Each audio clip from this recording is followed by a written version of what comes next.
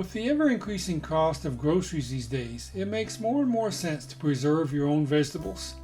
So, with an abundant supply of tomatoes this year, and post-tropical storm Lee promising a nasty day outside, it seemed like a perfect day to stay inside and help my wife with some canning.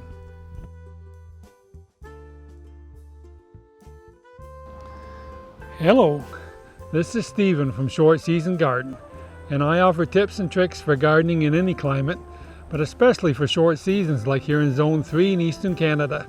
So give my video a thumbs up and a comment, subscribe to my channel, click the notification bell, or you can check me out on Instagram or Facebook at Short Season Garden. As mentioned in the intro, we had lots of tomatoes this year, and while our Romas are slow to ripen, we had enough other determinate tomatoes ripening, along with a few indeterminate sun gold, to put together with the Romas to make a batch of stewed tomatoes. Now, if you're strictly canning tomatoes, you can get by with a water bath canner if you add a bit of lemon juice to increase the acidity.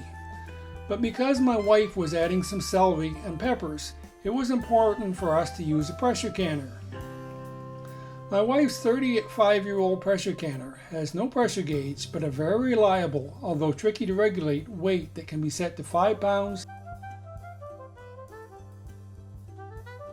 10 pounds, or 15 pounds.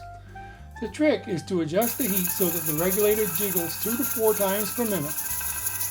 While a pressure gauge would show you exactly where you are at all times, our system requires a precise knowledge of your stove. On the other hand, it is always an accurate measure, whereas pressure gauges can be unreliable. And in Canada, we don't have a local extension service that will check gauge accuracy for us. Beverly washed the tomatoes thoroughly, put some ice water in the sink, and boiled the tomatoes for about a minute, a few at a time, until the skins began to split. So here's the first one for this batch, starting to split. We are canning stewed tomatoes today. Normally tomatoes can be canned in a water bath canner, but since we'll be adding some other low acid vegetables, onions, peppers, and celery, we'll need to pressure can to make them safe. If they don't split after about a minute to a minute and a half, you should take them out anyway. You can pierce the skin with the tip of a knife and still peel it easily enough, but you don't want to cook them too much.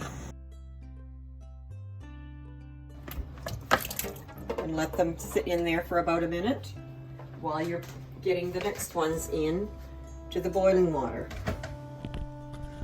I helped remove the skins and placed them on the dehydrator rack to be made into tomato powder, which we could rehydrate later into tomato sauce or tomato paste.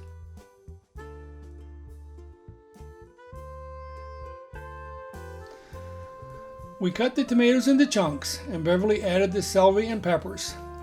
So we're going to start stewing these tomatoes. They need to cook, to simmer for about 10 minutes.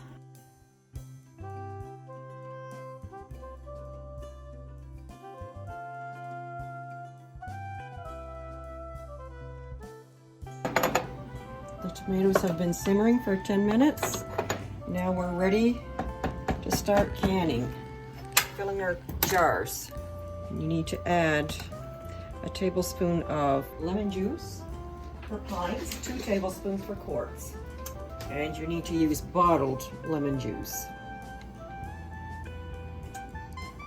because the purpose of this is to acidify our tomatoes. They'll be safe when canned. Wipe the rims of your jars with a clean, damp cloth. Place your lid in the center, add your ring, and turn it on till it's fingertip tight. Add it to your canner. Okay, we have finished filling the canner, so we'll close the canner. First we have to make sure that the rubber seal is in place. Close it, then we'll turn it up to about 3/4 the way to high, and we'll let it vent for 10 minutes once we get steam coming from the vent pipe. Meanwhile, the storm outside was picking up a bit, but nothing too severe. At this point, some of my pole beans were even still standing, although they would not last much longer. So far, so good. I'll let her explain the next part of the process. I can feel some steam coming here now, so we'll time it for 10 minutes and then we'll put the weights on it. Here is where it happened. Even though the storm in our area was not nearly as severe as other areas of the Maritimes, we had lost our power, and at the worst possible time. I got out the camp stove and found the propane as quickly as possible, and we hoped for the best. The trusty old propane stove had cooked many a meal in our camping days when our kids were young, but it had been too long. Beverly patiently watched the stove and tried to adjust the flame appropriately, but the regulator took too long to start jiggling. Obviously, we had lost valuable heat. Finally, the jiggling began. Okay, so the weight has started to jiggle, so we'll set the timer for 15 minutes and we'll start turning the heat down some. She carefully lowered the heat, but too much, and she had to turn it back up. A no-no in canning. We could smell the tomatoes, which meant the fluid was probably siphoning from the bottles. A bad sign. There was also discoloration around the regulator. At the end of the 15 minutes, she turned off the heat and waited for the pressure to release. Then she took off the lid and waited for 10 minutes. The moment of truth had come. Okay, the canner is finished. We've waited the 10 minutes. The cover's off. We'll lift the bottles out. Not sure how this worked with the trouble with the power outage and having to switch stoves. I'm afraid what might have happened. And it looks like we had a catastrophe of some sort. Set that down in there. Shouldn't be like that.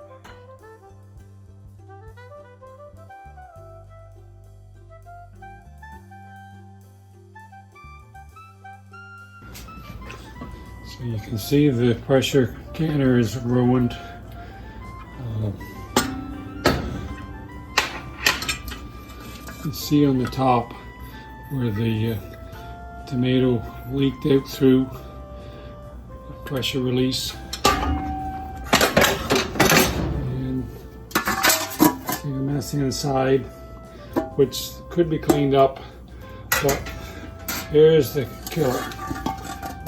The bottom, it may be hard to see on camera, but it's totally warped. If you set it on the stove, it will not sit flat. It's very warped. So the canner is toast. All was not completely lost. The bottle's all sealed and the product tastes fine. Still, we are using them up ASAP because we aren't convinced that they will keep. I was also able to add to my stash of tomato powder from the dehydrated skins of the tomatoes.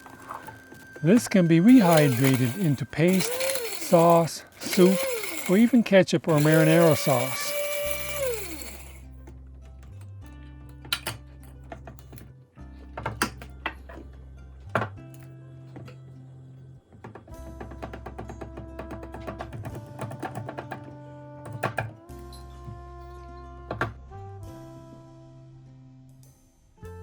So, the storm that eventually took down my pole beans had also destroyed our pressure canner. In retrospect, the gasket on the canner was probably due for replacement, and that certainly hadn't helped. The good news is that we are able to finish processing our tomatoes with a water bath canner, as long as no other veggies are added, and we add lemon juice to each bottle. As an added bonus, before this video was completed and uploaded, we were able to find a used pressure canner very similar to the one that was ruined. I hope you learned from this video, maybe even enjoyed it, even if we didn't particularly enjoy the experience. If you did, please give it a thumbs up. Be sure to subscribe to my channel, click the notification bell, and we'll see you in the next video.